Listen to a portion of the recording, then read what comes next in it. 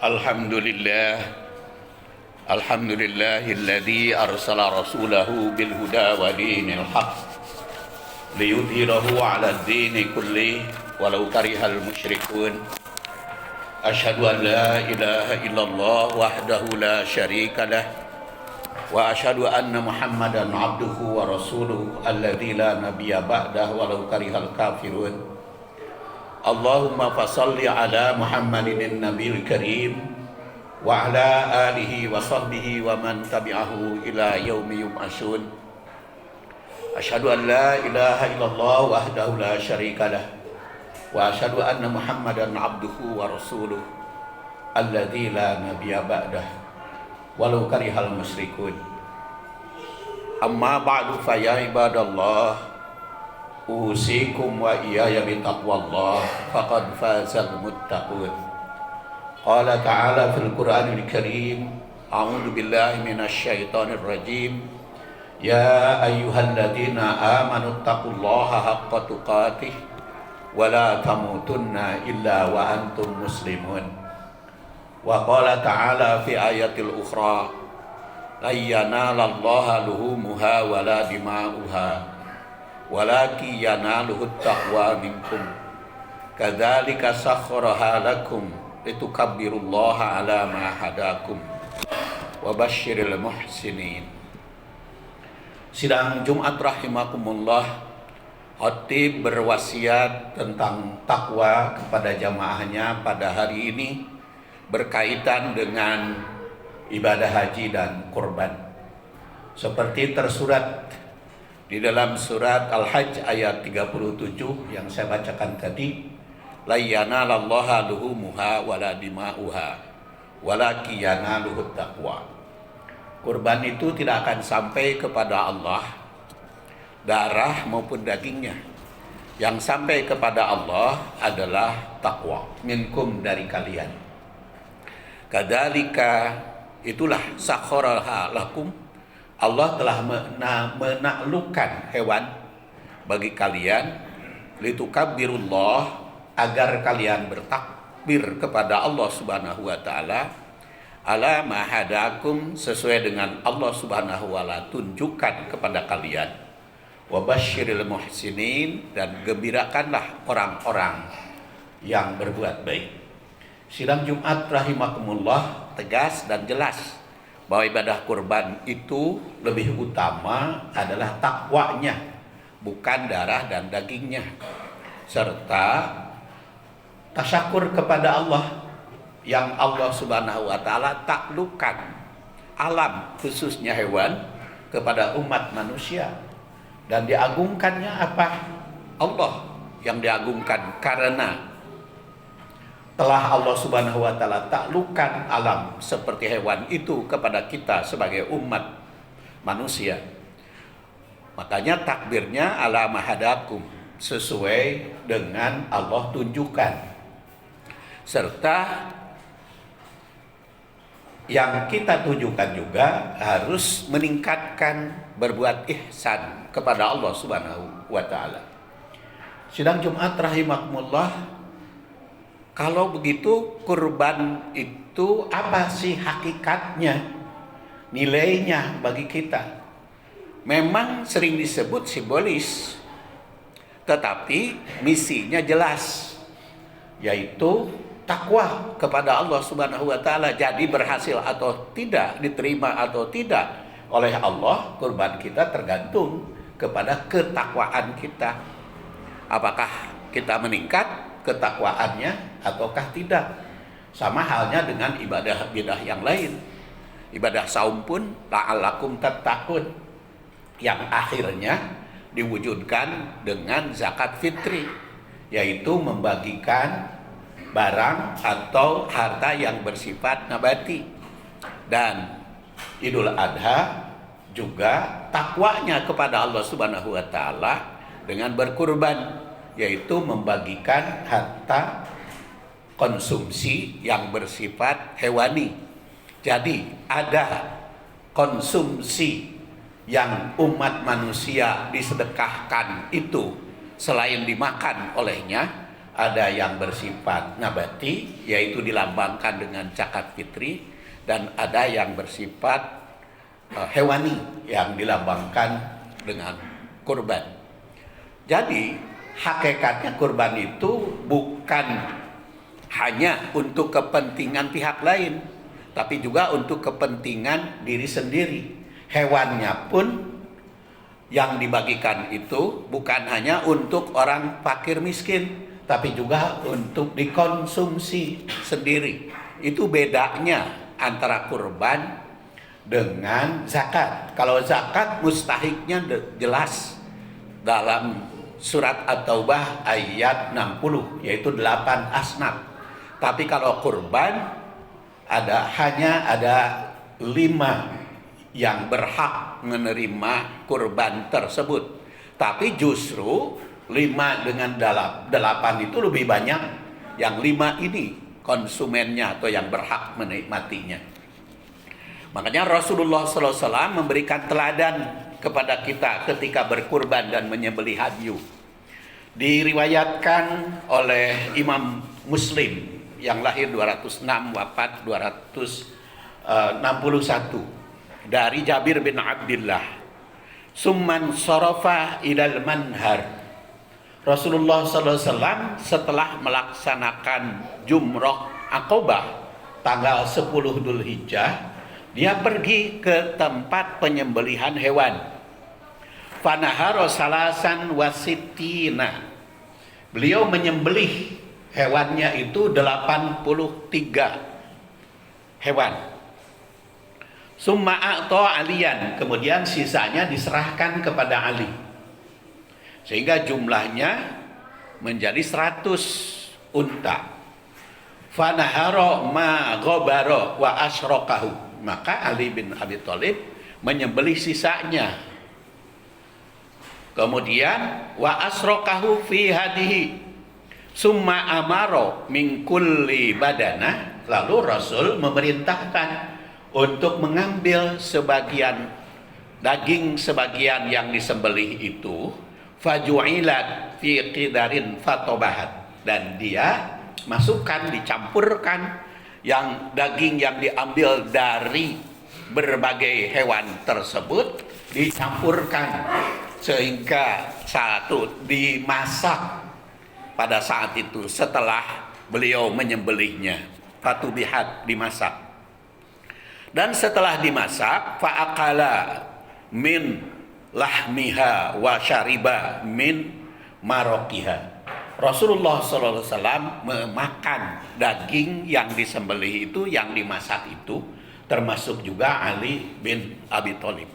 Jadi sidang Jumat rahimakumullah, Rasul memberikan teladan kepada kita, kalau menyembelih hewan didahulukan untuk dimakan di tempat. Itu contoh Rasul. Jadi kalau ada sekarang yang mengatakan yang menyembelih atau pengurus masjid yang dititipi kurban tidak boleh makan, itu dasarnya berbeda dengan yang dicontohkan Rasul. Rasul itu menyembelihnya bukan hanya untuk diri sendiri. Kalau jumlah sampai 100 ekor unta itu, kalau seekor unta 9 kali 100 berarti kan untuk 900 orang. Dan Rasulullah SAW setelah menyembelih memasaknya, dan setelah memasaknya memakan bersama dengan jamaahnya. Sidang Jumat rahimakumullah, ini contoh Rasul Nabi SAW 63 dia sembelih dengan tangannya sendiri. Padahal kita tahu kan Rasul itu bukan jagal, bukan tukang mencit, bukan tukang menyembelih, tetapi untuk kurban dia menyembelih dengan tangannya sendiri. Ini teladan. Kalau kita berkurban tuh jangan hanya senang-senang, tidak terlibat, karena sudah kaya, titip saja, minta bagiannya sebagian besar, dan tidak ikut campur, tidak ikut capek. Ini akan tetap terpisah antara orang kaya dengan orang miskin. Orang kaya senang-senang, orang miskin ripuh, digawe, dan tidak ada keterlibatan. Tapi Rasul SAW langsung menyembelih dengan tangannya sendiri. Berarti itu ikut langsung. Dan juga termasuk juga saudara sepupunya atau menantunya yaitu Ali bin Abi Thalib ikut terlibat juga. Kemudian Nabi SAW juga memerintah mengambil potongan-potongan. Jadi dari seluruh hewan yang disembelih itu diambil potongan-potongan dan disatukan dimasak. Ini merupakan gambaran bahwa Quran memerintahkan fakulu minha, makan sebagiannya. Jadi setelah hewan disembelih itu makan sebagiannya. Baru nanti setelah sebagiannya dimakan, baru dibagikan kepada pihak lain. Yang antara lain fakulu minha wa atimul ba'is wal fakir, sedekahkan kepada ba'is dan fakir, kepada yang meminta dan yang membutuhkan atau fakir. Kemudian juga wadahiru, simpan. Sehingga kalau kita jumlahkan mustahik kurban itu ada 5. Yang pertama makan di tempat, yang kedua makan orang yang berkurban, yang ketiga memberi hadiah kepada orang yang menginginkan, yang kelima adalah kepada fakir dan miskin. Jadi ada 5 bagian. Yang sekarang kita sering dengar hanya 3 bagian. Padahal kalau digabung antara satu hadis dengan hadis yang lain, jumlahnya itu adalah 5 kelompok. Sidang Jumat rahimakumullah ini dianggap sebagai isyarat dari Rasul Sallallahu Alaihi Wasallam, dan memang pelaksanaannya waktu itu pada tahun ke-10 Hijriah, jadi hampir di akhir hayat. Dan ada juga yang melambangkan sehingga Rasulullah SAW menyembelihnya 53 berkaitan dengan usia dia, karena total. Jadi kalau saya 72 tahun menyembelihnya 72 ekor, tidak demikian. Itu mah hanya kebetulan atau juga tidak tahu. Tapi yang jelas 63 ekor yang dia sembelih.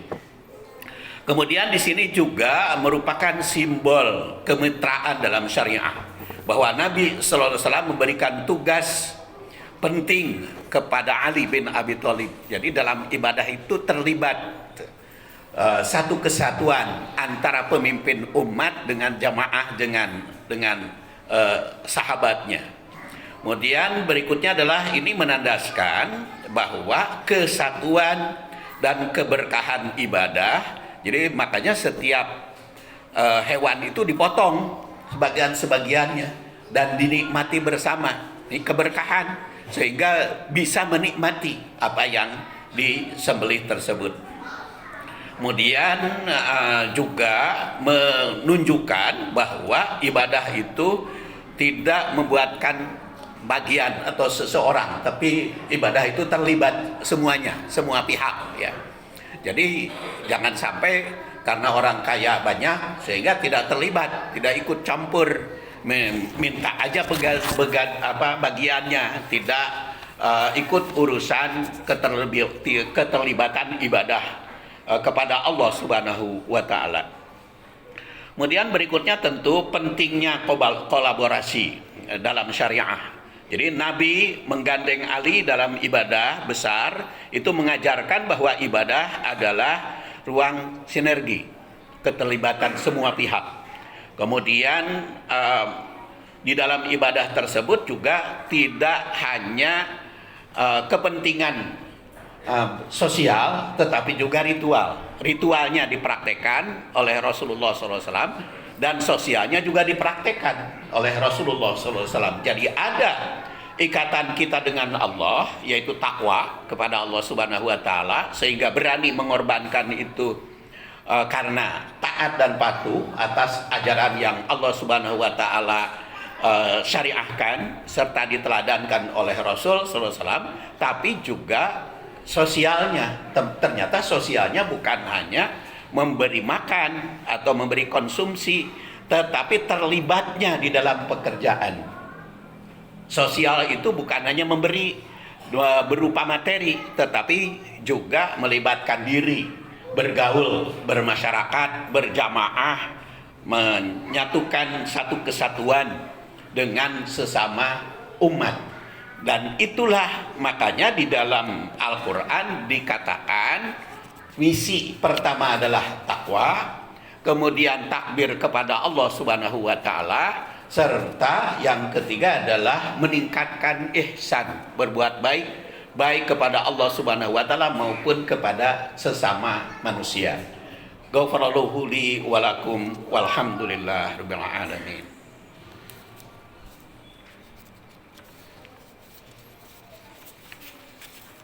Alhamdulillah wa kafa wassalatu wassalamu ala nabil mustafa wa ala ahli sidqi wal wafa.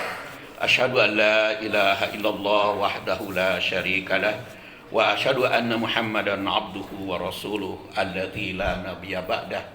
Amma ba'du fa ya ibadallah usikum wa iyaya bitaqwallah fa innal jannata iddat liman ittaqa. Qala ta'ala fil Qur'anil Karim, a'udzu billahi minasy syaithanir rajim. Ya ayyuhalladzina amanu taqullaha haqqa tuqatih wa la tamutunna illa wa antum muslimun. Wa qala ta'ala la yanalallaha luhumuha wa la dima'uha walakin yanaluhut taqwa minkum. Kadzalika sakhkharaha lakum litukabbirullaha ala ma hadakum wa basyiril muhsinin. Sidang Jumat rahimakumullah, kalau apa yang saya sampaikan pada khutbah yang pertama tadi kita garis bawahi, takwil dari hadis itu pertama adalah sebagai syariat dari Allah Subhanahu wa taala kurban itu yang dipraktekkan oleh Rasul sallallahu alaihi wasallam, dan Rasul melibatkan diri di dalam ibadah kurban. Walaupun dia bukan jagal, tetapi untuk kurban menyembelihnya dengan tangan sendiri, artinya terlibat di dalam pekerjaan mengurus kurban itu. Karena kita tahu bahwa yang menyembelih itu tidak semua bisa, tapi ini minimal terlibat. Bisa pembagian tugas, bisa yang menyembelihnya, bisa yang nurih, bisa yang nyacak, yang mengantongi, bisa juga yang membagikan. Jangan hanya memakan saja. Kemudian simbol kemitraan di dalam beribadah. Kemudian yang berikutnya adalah menandaskan kesatuan, kebesaran, dan keberkahan, sehingga dilambangkan di tempat penyembelihan itu dinikmati. Maka siapapun yang hadir kepada penyembelihan, kepada proses pengorbanan, ikut mengkonsumsinya. Oleh karena itu, jangan tanggung-tanggung untuk memasaknya, bisa kebagian semuanya. Bukan hanya panitia, tapi siapapun yang hadir silahkan menikmati hewan yang disembelih tersebut. Karena itulah yang dipraktekkan oleh Rasulullah SAW di dalam hadis riwayat Muslim dari Jabir bin Abdullah. Kemudian menunjukkan bahwa ibadah tidak membuat seorang itu jauh dari pihak yang lain, tapi menyatu antara orang kaya dengan orang miskin, sehingga sosial dan ihsan semuanya itu terlambangkan di dalam ibadah tersebut. Mudah-mudahan taqabbalallahu minna wa minkum. Allah Subhanahu wa taala menerima ibadah kita semua. Allahumma shalli wa sallim wa barik ala Muhammadin wa ala alihi wa sahbihi ajmain. Allahumma inna nas'aluka ilman nafi'a wa imanan mutaqabbala wa imanan kamila warzuqna rizqan halalan thayyiban wasi'an bighairi hisab. Allahumma ighfir lana wa liwalidina wa lil mu'minina yauma yaqumul hisab. Rabbana hab lana min azwajina wa dzurriyyatina qurrata a'yun waj'alna lil muttaqina imama. Rabbana atina fid dunya hasanah wa fil akhirati hasanah wa qina adzabannar. Subhana rabbika rabbil izzati amma yasifun wa salamun alal mursalin walhamdulillahi rabbil alamin. Aqimissalah.